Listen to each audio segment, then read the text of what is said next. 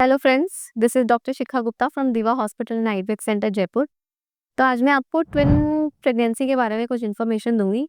Twin pregnancy basically एक high risk pregnancy में count होती है और ट्विन प्रेगनेंसी के लिए मैं आपको आज दो इन्फॉर्मेशन दूंगी कि ट्विन्स होते क्यों हैं और ट्विन प्रेगनेंसी कितने तरह की होती है।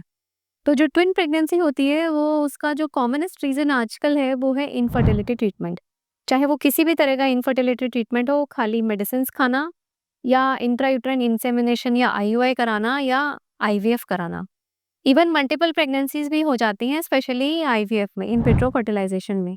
अब तो गवर्नमेंट ऑफ इंडिया ने क्योंकि एआरटी बिल ला दिया है तो अब तो नंबर ऑफ ट्रांसफर्स जो हैं, मतलब नंबर ऑफ भ्रूण हम कितने पेशेंट के गर्भाशय में डाल सकते हैं, वो गवर्नमेंट ने रेस्ट्रिक्ट कर दिए हैं। उसके पहले लेकिन 3 to 4 एम्ब्रियो, 3 से 4 एम्ब्रियो का ट्रांसफ़र काफ़ी कॉमन था।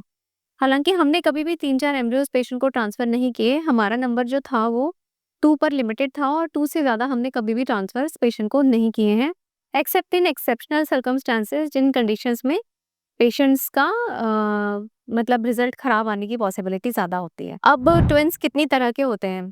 ट्विन्स बहुत तरह के होते हैं। जैसे कॉमन लैंग्वेज में बोले कि 2 अलग-अलग जो ट्विन्स हैं वो बिल्कुल अलग-अलग हैं और अलग तरह से दिखते हैं, अलग तरह से मतलब सब कुछ अलग है उनका।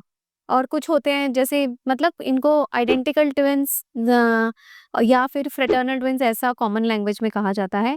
आइडेंटिकल ट्विन्स का लोग मतलब लेमैन लैंग्वेज में मतलब होता है कि एक ही थैली में डेवलप होने वाले ट्विन्स, और फ्रेटर्नल ट्विन्स का मतलब होता है कि अलग-अलग थैली में डेवलप होने वाले ट्विन्स। और हमारे लिए जो ये टर्मिनोलॉजी होती है वो अलग-अलग तरह से होती है।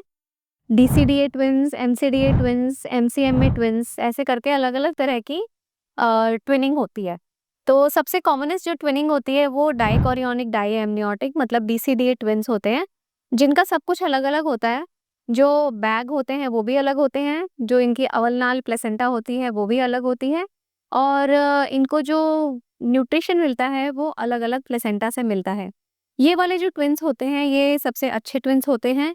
इनमें कॉम्प्लिकेशंस होने के चांसेस बहुत ही कम होते हैं और इनका आउटकम जनरली अच्छा होता है। सेकंड हम बात करें मोनोकोरियोनिक ट्विन्स। मोनोकोरियोनिक ट्विन्स या कॉमन लैंग्वेज में एक ही थैली में बढ़ने वाले ट्विन्स, तो ये 2 तरह के होते हैं। एक तो एमसीडीए ट्विन्स होता है और एक एमसीएमए ट्विन्स होता है। इसका मतलब क्या हुआ?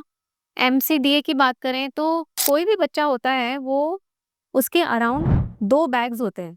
एक को बोलते हैं एमनियन और एक को बोलते हैं कोरियन। तो जब कोरियन और एमनियन एक ही है और दोनों बच्चे उसके अंदर हैं, मतलब उनको अलग करने वाला कुछ भी नहीं है बीच में, तो वो एमसीएमए ट्विन्स होते हैं। और जो एमसीडीए ट्विन्स होते हैं उसमें ऐसा होता है कि बाहर एक ही बैग है, अंदर उसके 2 बैग्स हैं और उन दोनों बैग्स में 2 बच्चे हैं।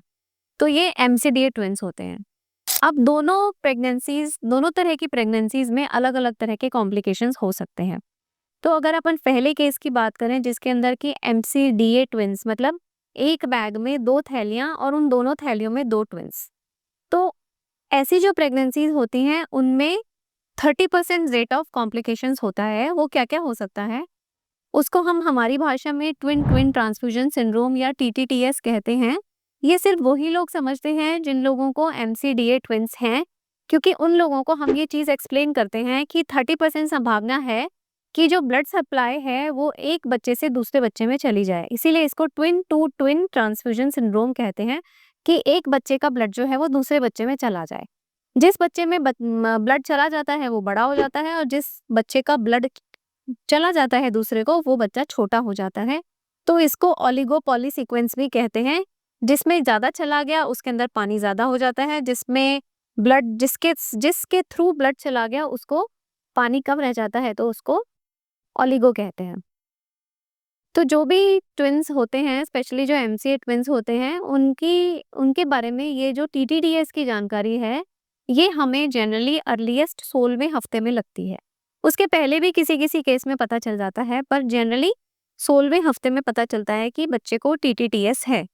टीटीटीएस अगर होता है तो उसका सॉल्यूशन होता है, उसके लिए लेज़र कोएगुलेशन होता है नसों का, जिसके अंदर कि हम दोनों की नसों को सेपरेट कर सकते हैं। ये जो टेक्नोलॉजी है ये अभी जयपुर में अवेलेबल नहीं है। इसके लिए लोग जनरली साउथ में दिल्ली, मुंबई या फिर अहमदाबाद जाते हैं। और जब भी कोई मोनोकोरियोनिक ट्विन्स होता है तो उनमें हम पेशेंट की सोनोग्राफीज़ काफ़ी फ्रीक्वेंटली कराते हैं, क्योंकि उनके अंदर ग्रोथ प्रॉब्लम्स और क्रोमोसोमल और स्ट्रक्चरल डिफेक्ट्स होने की संभावनाएँ भी ज़्यादा होती हैं। और ये जो ट्विन किस प्रकार का है, एमसी मतलब मोनोकोरियोनिक है, डाइकोरियोनिक है, ये हमें पता चल जाता है earliest at 7 to 8 weeks of pregnancy. तो जब भी हम ट्विन्स की रिपोर्ट देखते हैं तो उसमें हमारा पहला ध्यान इस चीज़ पे जाता है कि वो किस तरह का ट्विन है। आई होप ये इन्फॉर्मेशन आपको थोड़ा-सा हेल्प करेगी, although it is a complicated condition, but लेकिन धीरे-धीरे जिन लोगों को ट्विन्स हैं उनको ये समझ में आने लग जाएगा। और ये बात मैं उन लोगों को क्लैरिफ़ाई कर देती हूँ जिनको डाइकोरियोनिक प्रेगनेंसी है, उनको तो बिल्कुल भी चिंता करने की ज़रूरत नहीं है। Thank you.